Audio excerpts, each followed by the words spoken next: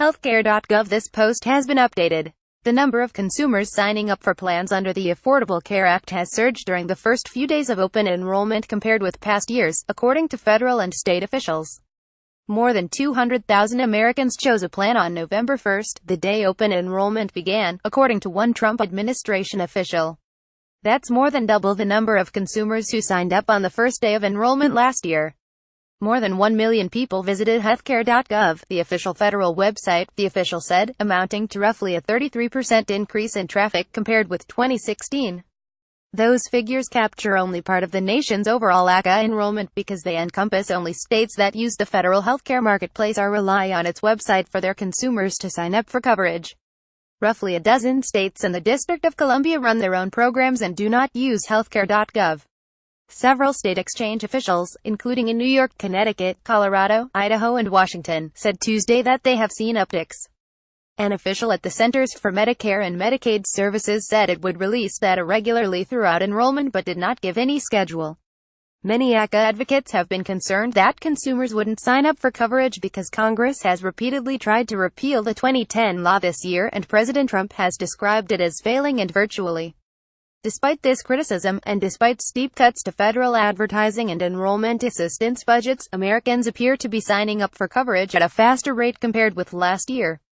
It is unclear whether the extensive media coverage of efforts to roll back the law or consumers' concerns about its viability may be helping fuel the increase.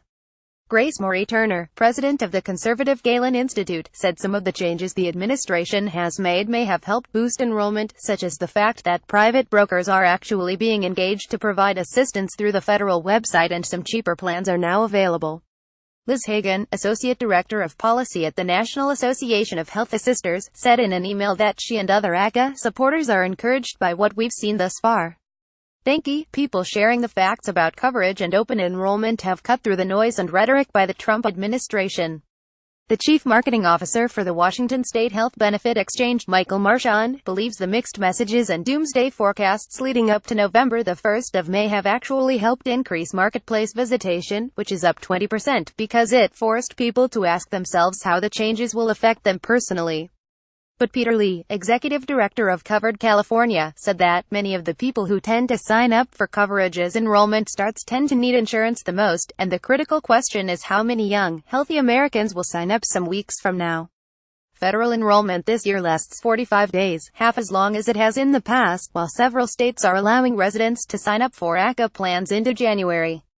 The real test for open enrollment isn't day 1. Federally, it's day 45, Lee said. Young, healthy people need to be reminded, told, nudged and cajoled dozens of times to take the act of signing up for coverage. Roughly 5,900 Californians selected plans last Wednesday, a 25% over last year. In New York, according to Department of Health spokeswoman Erin Silk, more than 140,000 people visited the state's website and 73,000 placed calls to its customer service line in just the first 3 days. In Rhode Island, enrollment this year is 5 times higher in the first week than it was last year, said Zach Sherman, the director of HealthSource RI. An early outreach campaign by the state seems to have paid off with more than 500 people enrolling, compared to 109 people in the first week last year. We felt very strongly that we had to get out there earlier than in previous years, Sherman said. The district's marketplace has seen the highest volume of first-week activity since the first year of enrollment. On just the first day last week, nearly 9,300 people visited the DC HealthLink website to shop for plans, compared to 6,727 last year and just over 2,000 in years 2 and 3. Mila Kaufman, executive director of the DC Health Benefit Exchange Authority, credits the uptick in interest to a concentrated effort by the district to publicize open enrollment as a way to push back against the confusion that has swirled around the law. And in Montgomery County, Maryland, one navigator group even had to stay open 2 hours late last Sunday because of demand. The steady and consistent of insurance-seeking individuals are a mix of new applicants and re-enrollees, said Alma Luna, who has worked as an in-person navigator for all 5 enrollment seasons. I've seen a lot of people who didn't apply in previous years and are trying to apply now, she said. A lot of people already have enrollments, but they want to be reassured that nothing has changed considering what they've been hearing around the community. statewide. In fact, growth is up 100% since last year, according to Betsy Plunkett, a deputy director for the Maryland Health Benefit Exchange. First-time enrollment is up 15%, with changes to existing plans up 270%.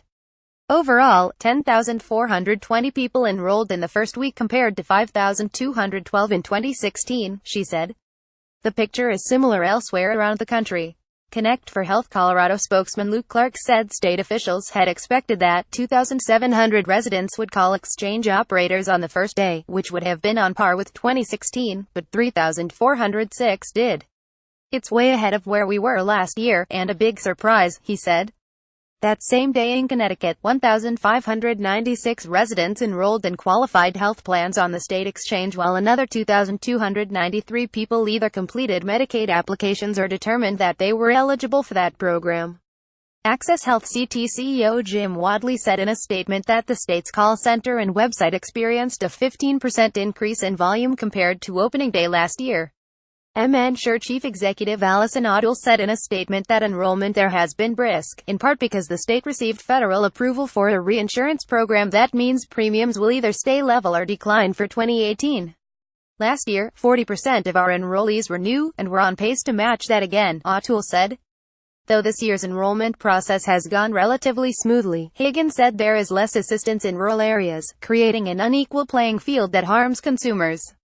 And while Lee expects many state-run exchanges, including his own, will maintain the same number of insured residents by the time open enrollment ends, he thinks states relying on the federal exchange will see a drop-off. We're very likely to see fewer people enrolled in federal marketplace states, which is going to lead directly to higher premiums in 2019 because you're going to have a sicker pool, he said. It's bad math. Read more. White House seeks to weaken ACA's individual mandate. With executive order as backup plan, federal notices about open enrollment season get cut in number and messaging.